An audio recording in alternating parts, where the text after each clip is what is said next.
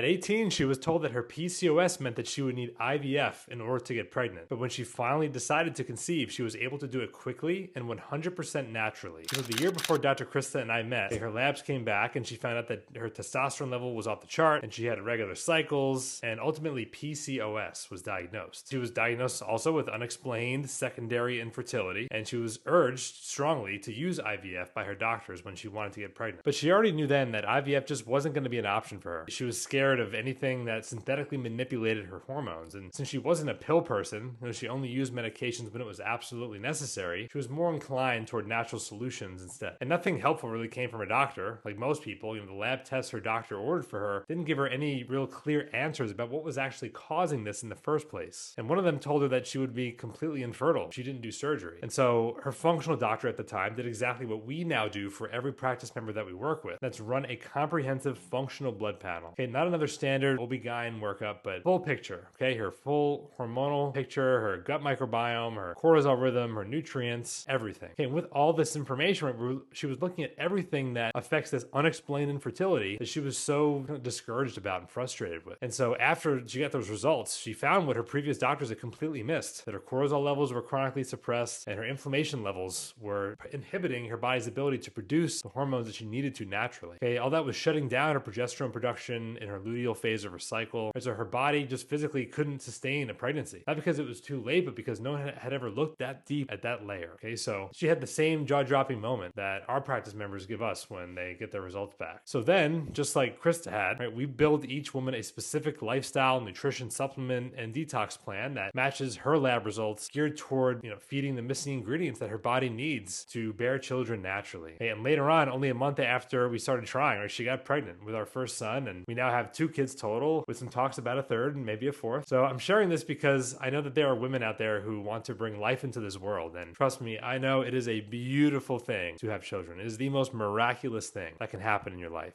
But the medical system only told her, just like it might be telling you or someone that you know, that your only options are either to have surgery or use synthetic hormone manipulation, right? When there is a way to conceive naturally instead, if we just take the right approach. And so Krista was able to claim her motherhood when she ran that functional blood work that showed her everything, right? The whole picture, instead of just getting a few limiting options and a pat in the back. So if you've been struggling to conceive naturally for the past few months or years, then I want you to hear this. It's not over for you or your partner. Not at all. Not even close. In most cases, you just need the right information to allow your body to heal itself and regain the capability to bring another beautiful life into this world.